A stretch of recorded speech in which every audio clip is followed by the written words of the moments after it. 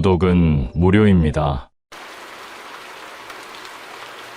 사소한 말 한마디에 상처받고 소갈이 해보셨던 적 있으신가요? 그 말에 반박하자니 속 좁은 사람이 되는 것 같고 그냥 넘어가자니 가슴이 답답한 상황을 한 번쯤은 겪어보셨을 겁니다. 아무리 친한 절친이라도 인간관계에는 지켜야 할 선이 있는데요. 무심코 한 말이 누군가에게는 비수가 될 수 있다는 사실을 알아야 합니다. 옛말에 장난으로 던진 돌에 개구리가 맞아 죽는다고 하죠. 또한 한 번 내뱉은 말은 다시 주워 담을 수 없습니다. 나이가 들수록 이런 행동을 반복하면 내 인생에서 복이 나가게 됩니다. 때로는 분위기에 취해서, 또 술에 취해서 타인이나 나에 대한 이야기를 과하게 얘기했던 적이 있으실 겁니다. 그렇기 때문에 집에 있던, 직장에 있던 항상 신중하게 말을 골라야 합니다. 말로 흥한 자는 말로 망한다. 옛부터 이런 일이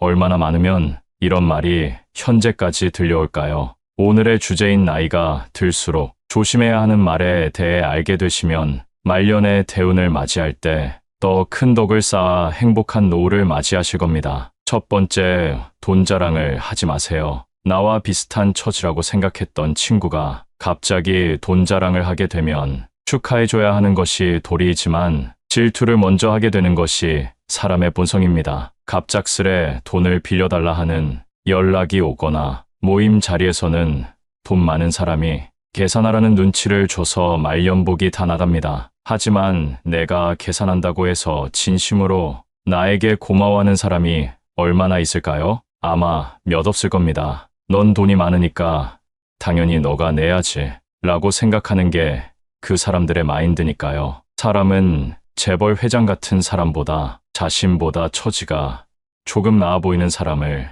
끌어내리려는 이상한 마음이 있습니다. 그러니 절대 돈 자랑은 하지 마세요. 만약 돈 때문에 고통받는 사람이 누군가에게 말 못할 사정이 있다면 나의 돈 자랑 때문에 큰 상처를 입을 수도 있습니다. 다들 힘들게 사는 줄 알았는데 나만 힘들었구나 하는 기분이 엄청난 박탈감을 주기 때문입니다. 물론 친하지 않은 사람이라면 이런 기분을 느껴도 큰 상관없지만 나와 가까운 사람이라면 얘기가 달라집니다. 그래서 사람들이 돈 자랑, 자식 자랑은 하지 말라고들 얘기하는 것입니다. 자식이 사고를 쳐서 마음 고생을 하거나 노후를 보내야 할 때 자식 뒷바라지하며 힘들게 사는 사람이 많습니다. 그래서 형제간에도 하지 말아야 할 것이 자식 자랑이라고 합니다. 나이가 들수록 내 기쁨이 되는 것은 자식밖에 없는데요. 그런 존재가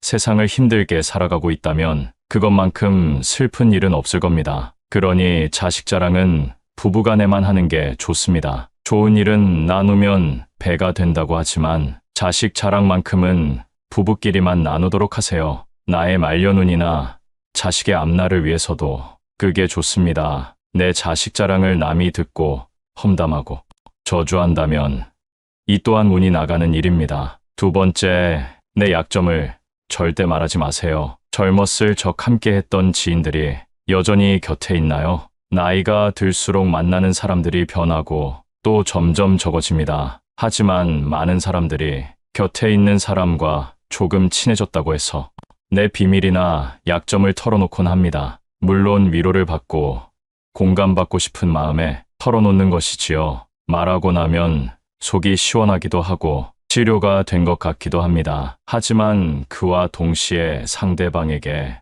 나의 약점을 알려준 꼴이 되기도 합니다. 부부가 아닌 이상은 모두 남입니다. 나는 이 사람과 더 가까워지고 싶어 내 약점을 얘기했는데 막상 어정쩡한 공감이나 조언이 돌아오면 괜히 찝찝한 마음이 들기도 합니다. 그리고 시간이 지나면 언젠가는 멀어질 사이이기도 합니다. 또한 분쟁이나 다툼으로 사이가 멀어지면 내 약점을 동네방네 소문내게 될 수도 있습니다. 그렇게 되면 말년의 구설수에 휘말려 복은커녕 받지 않아도 될 스트레스를 받게 됩니다. 또한 말이라는 것은 편견이나 색안경을 씌우기도 아주 좋은 도구입니다. 내 비밀이나 약점을 듣고 표현을 하지 않더라도 나라는 사람에 대한 프레임이 생겨버릴지도 모를 일입니다. 세상 사람들의 마음이 모두 나와 같지는 않습니다. 내가 상대의 비밀을 지켜준다고 해서 상대도 나의 비밀이나 약점을 보듬어주고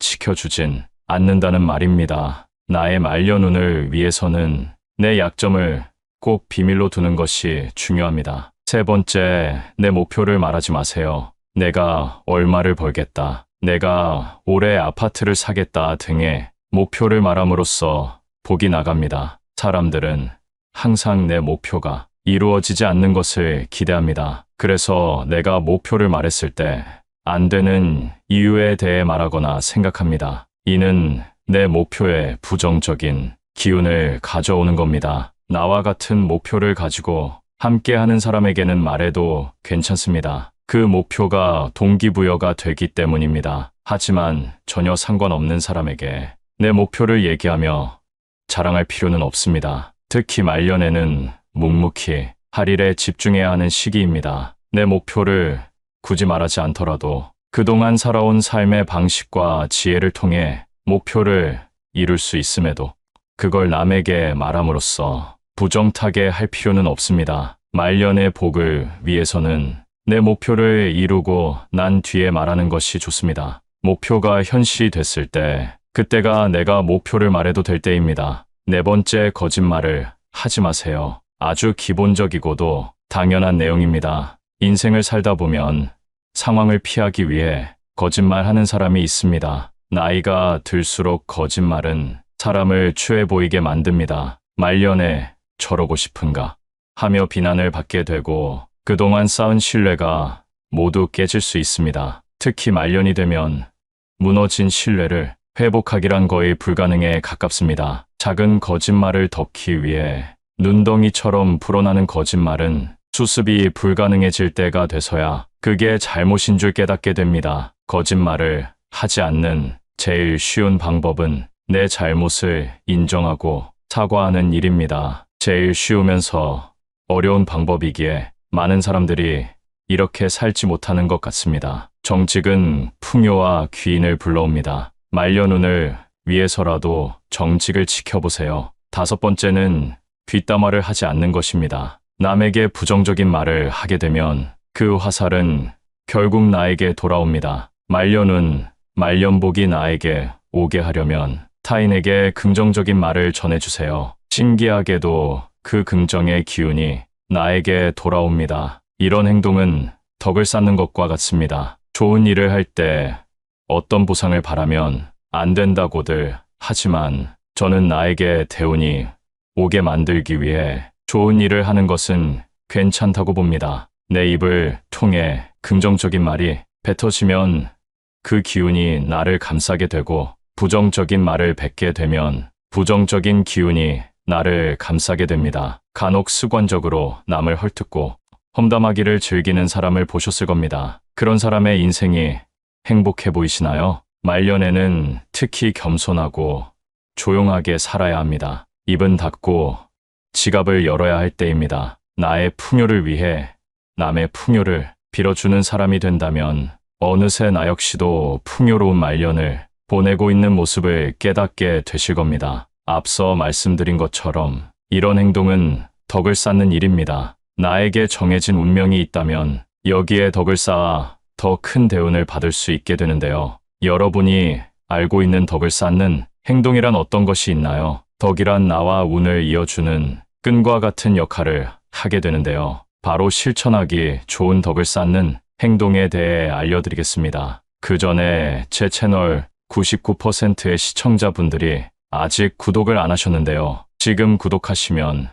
앞으로도 삶에 도움이 되는 영상으로 보답하겠습니다. 첫 번째, 감사하는 마음을 갖는 것입니다. 우리에게 행복을 주는 요소는 여러 가지가 있지만 진정 행복을 아는 사람은 현재에 감사할 줄 아는 사람입니다. 아주 작은 일에서부터 감사함을 느껴보세요. 감사함을 느끼면 그보다 더 큰 감사해야 할 일이 생겨납니다. 또한 항상 감사한 마음을 가지고 긍정을 유지하는 사람은 힘든 일이 있어도 웃을 수 있고 그 여유로운 마음으로 문제를 해결할 수 있습니다. 인생에서 힘들었을 때를 떠올려 보세요. 조금이라도 웃을 수 있었나요? 미소를 머금을 수 있었나요? 아마 걱정과 근심이 가득한 얼굴이었을 겁니다. 그러나 작은 것에 감사해야 하며 마음을 단련한 사람은 이런 일에도 멘탈을 유지하며 문제 해결을 위한 답을 내릴 수 있는 현명함을 갖게 됩니다. 덕을 쌓고 대운이 들어오는 시기는 내가 아주 힘들 때일 수도 있는데요. 최악의 상황에서 대운이 들어올 때 그것을 받아들일 자세가 되어 있어야 합니다. 웃는 얼굴은 관상까지 바뀝니다. 관상에 따라 내게 들어오는 복이 달라집니다. 오늘부터라도 많이 웃고 감사한 일들을 적어보세요. 두 번째는 누군가에게 베푸는 것입니다. 우리 조상님들은 누가 가르쳐주지 않아도 베푸는 행동을 해왔는데요. 농촌 지역에서 서로의 농사일을 할 때 두레와 품앗이라는 방법으로 서로를 도왔습니다. 중요한 것은 이런 활동이 우리에게 덕을 쌓게 해주는 행동이라는 겁니다. 요즘에는 농사일을 하시는 분들이 많이 줄었기 때문에 현재에 맞는 방식으로 베푸는 마음을 가져보세요. 예를 들어 이웃에게 좋은 말을 하는 것도 베푸는 행동 중 하나입니다. 복이 하늘에서 뚝 떨어지거나 남에게서 받는 것이라 생각하는 분들이 많은데요. 복을 받는다는 것은 그동안 내가 그 복을 받을 만한 행동을 했다는 의미입니다. 요즘에는 기버, 매처, 테이커로 사람의 유형을 나누기도 하는데요. 기브 앤 테이크라는 말 아시죠? 결국 성공하는 사람이 가장 많은 유형은 베푸는 사람인 기버입니다. 물론 무작정 내 것을 탐하는 사람은 멀리해야겠지만 베푸는 것이 스스로에게 얼마나 많은 덕을 쌓는 일인지 알게 해줍니다. 아무것도 베풀지 않으면서 얻는 것이란 세상 이치에 어긋나는 일입니다. 인간관계에서 계산기를 두들기면서 이득만 추구하는 사람은 티가 납니다. 선의를 베풀면 언젠가는 선의로 돌아온다는 사실을 기억하세요. 베풀 줄 안다는 것은 그만큼 그릇이 크다는 얘기인데요. 세 번째, 우리의 그릇을 키워야 합니다. 누가 나에게 가져갈 수 있는 만큼 금을 가져가라 했다고 생각해 보세요. 이때 1순위로 필요한 것은 무엇일까요? 바로 금을 충분히 담을 수 있을 만한 가방이겠죠. 이처럼 대운이 들어오는 때에 내가 그 운을 담을 수 없는 그릇이라면 얼마나 억울하고 슬프겠습니까? 그릇을 키운다는 것은 뭘까요? 누구를 만나도 열등감을 느끼지 말고 자만하지도 말고 겸손하며 잘못을 인정하고 객관적으로 나를 볼 줄 아는 것이 그릇이 넓은 사람입니다. 우리의 욕심은 끝이 없기 때문에 같은 실수를 반복하게 됩니다. 그러니 내가 잘못된 행동을 할 때 스스로 깨닫고 고치려고 노력하세요. 지금까지 몰랐던 것은 이제 지난 일입니다. 충분히 변화하고 그릇을 키울 수 있는 시간이 되었습니다. 말려눈이 트이기 위해 덕을 쌓는 행동을 실천해보세요. 오늘은 나이가 들수록 조심해야 될 말과 덕을 쌓는 행동에 대해 알아봤습니다. 첫 번째, 돈 자랑을 하지 말 것. 두 번째, 자식 자랑은 부부간에만 할 것. 세 번째, 내 목표를 말하지 말 것. 네 번째, 거짓말을 하지 말 것. 다섯 번째, 뒷담화하지 말 것. 덕을 쌓는 행동. 첫째, 감사한 마음 갖기. 둘째, 남에게 베풀기. 셋째, 내 그릇을 넓히기. 오늘 영상이 도움이 되어 여러분 앞날에